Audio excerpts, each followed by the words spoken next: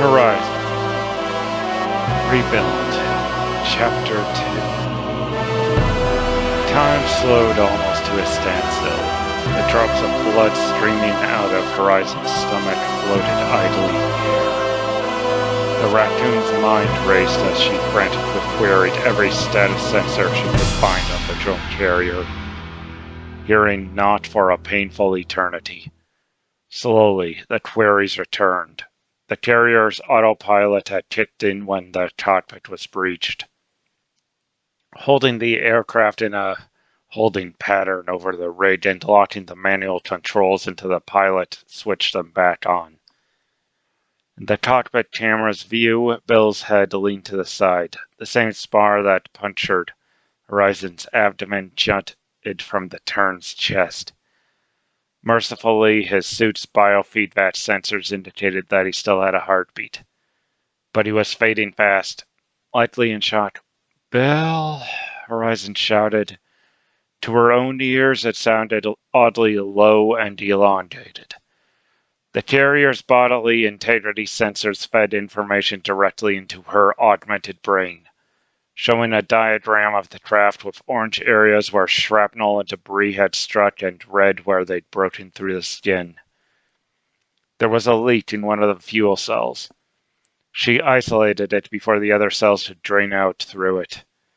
And there was a large hole in the cockpit in the pilot's seat, with a smaller hole in the pilot's seat behind it, of course.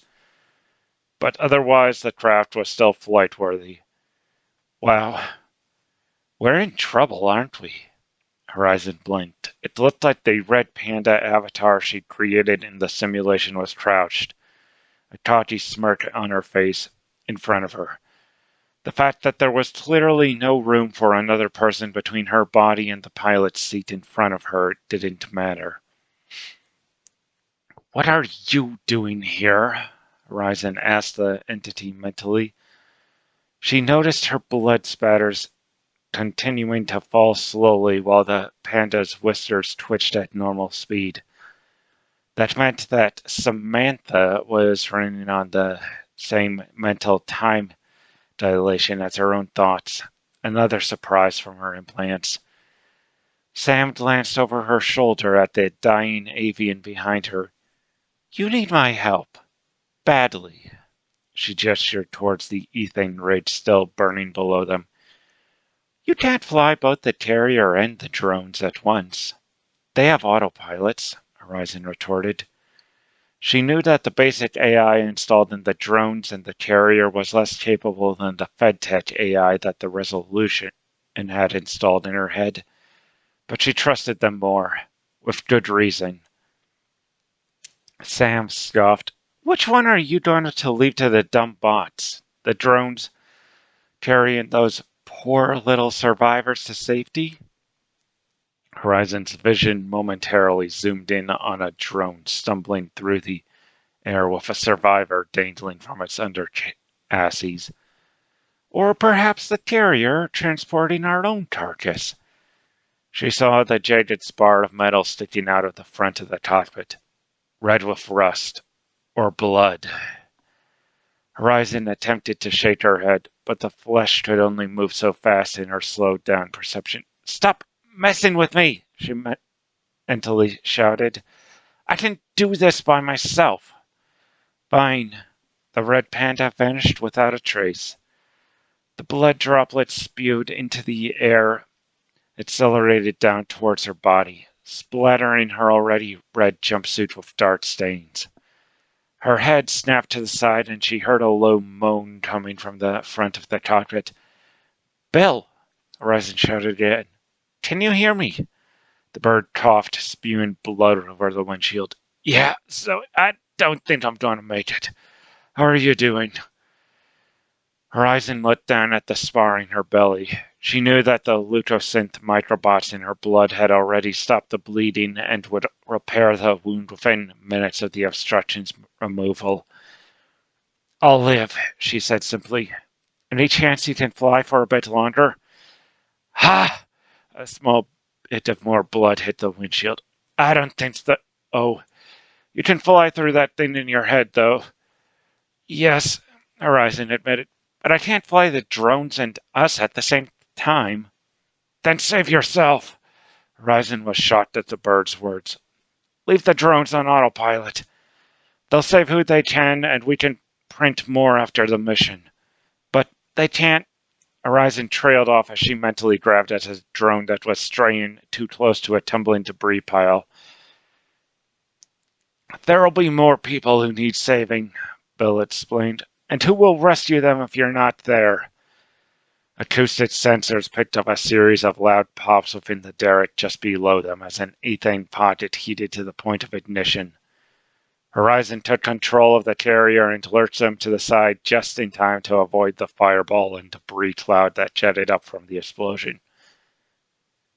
One drone, en route to picking up its next passenger, was not so lucky. You can have it all, you know. Horizon looked around, but she couldn't see Sam anywhere in the cockpit. Just heard her voice. Horizon sighed, thinking about what she could do. She could let half a dozen people die now, or possibly save herself and be unable to save even more people later. Or let a mysterious program with ulterior motives run rampant in her brain. She groaned and raised her voice. Hey, Bill? The Arctic tern was silent. I have a FedTech AI in my implants. It might be able to pilot both the carrier and the drones. Still, no response. She checked the readout on his biosensors again. His brain activity was muted, below the threshold for consciousness. Horizon could have sworn she felt Sam's virtual breath on her shoulder as she considered what she had to do. All right, save those people. As you command. The raccoon felt her grasp of the drone slip away, but she maintained awareness of them in the back of her mind as they flitted around the ridge. Horizon focused on piloting the carrier around the next explosion. Her brain absorbed the data from the drone sensors, and she instinctively avoided the buildup of flammable gases as they reached a critical mass and exploded. She detected a heat signature rising under the primary landing pad. As she was drifting away, she registered that there were half a dozen people running across the pad towards a transport that was coming in for a landing. Get out of there, she shouted, but it was too late. A fireball erupted from the deck plates of the landing pad, enveloping at least one person and knocking the rest over. A large chunk of flying debris clipped the transport's forward port engine, sending it spinning out of control. Horizon mentally lunged for the transport. She felt the security protocols melt away before her software, and she found the autopilot. With a mental twitch, she activated the transport's auto-stabilizing application. Within milliseconds, power diverted to the remaining 3 engines and the craft's spin slowed. But less than 5 seconds after the autopilot was engaged, it was disabled again, and the craft began to swerve even more erratically. Horizon realized that the pilot was trying to reassert control, and failing horribly. Horizon turned the autopilot back on, and the transport lurched hazardously. She sent a quick voice transmission to the pilot before they could disable it again. Transport pilot, please let your autopilot stabilize you. The pilot took control again, and the transport swayed even more. Carrier, that'll take too long. Those people who fell into the water have minutes if they're lucky. Horizon sighed. If you don't let the autopilot stabilize you, you'll crash. And then you won't be able to rescue anyone. I can divert my drones over to lift them up. She was painfully aware of the echo in her words. There was a short pause, then the transport's autopilot engaged again. All right, the pilot conceded. Horizon sent Sam a telepathic command to send every drone not currently carrying something down to the water below the landing pad. 3 drones immediately dove for the bobbing heads of survivors fighting hypothermia. The 4th was busy depositing a passenger at the auxiliary landing pad. The drones dropped harnesses with inflatable floats next to the survivors.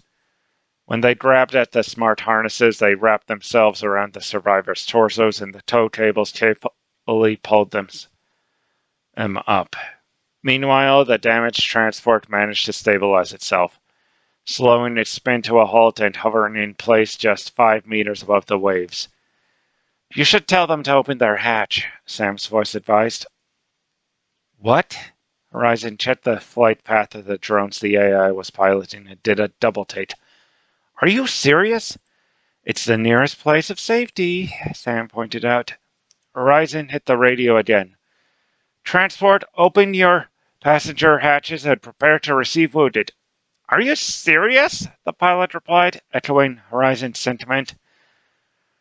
"At least we get to be useful here." Another voice chimed in. Horizon spotted a large figure sliding open the door on the side of the transport through the sensors of the nearest drone. The drone flew up to the open door, and another figure grabbed the survivor dangling from its tow line. As soon as the paramedic had hold of the survivor, the drone released its passenger, almost throwing the medic off balance. But they managed to grab hold of a safety strap in time. Thus relieved, the drone swiftly flew off. The second drone's passenger couldn't hold still. They squirmed and writhed in their harness. As they flew towards the transport, their legs swung into the path of a jet, burning them and sending them into shock. The paramedic who retrieved them scowled at the drone, as if blaming it. "That's why we don't load passengers mid-air," Horizon scolded her AI. Sam made a snorting sound. "It's not my fault they jumped into the backlast." A section of Horizon's HUD zoomed in on a broken segment of the landing pad that was sloped towards the water. A survivor was clinging desperately to the upper edge, a drone hovering next to them. "What would you like to do about this one?" Horizon examined the survivor in her HUD. "What's the problem here?" A schematic of the smart harness attempting to wrap around the survivor was added to Horizon's HUD. "I can't get it to secure him. He's clinging too tightly to the floor." Horizon thought for a moment, then turned her attention towards the scout drone, which was in a holding position high above the rig. "The scout has some basic tools and enough lifting power that it should be able to lift him enough to get the harness under. Use it." The scout drone swooped down towards the survivor clinging to the pad. On the way down, its sensors spotted another gas pocket heating up. "We need to hurry. There's going to be another explosion," she shouted over the radio. The drones dropped the last of the survivors from the water into the transport, and the scout drone stopped just above the hand of the survivor on the pad. A multi-tool extended from the scout's manipulator and touched a finger. In a spray of red, the finger exploded. The survivor screamed loudly but held his deft grip on the landing pad until his other fingers were also severed. Once all his fingers were cut off, he slid down the landing pad, leaving a trail of blood. As soon as he slid off the far end of the pad, the waiting smart harness wrapped around him. "What the hell, Sam?" Horizon berated the AI as she watched the drone with the maimed survivor fly towards the transport. "Transport, you're going to need to stop a lot of bleeding on this next one." "Explosion in 3?" Sam started counting down. 2, 1. A fireball rose from the ethane rig. The surviving transports and the carrier swept away just before the flames and debris hit them.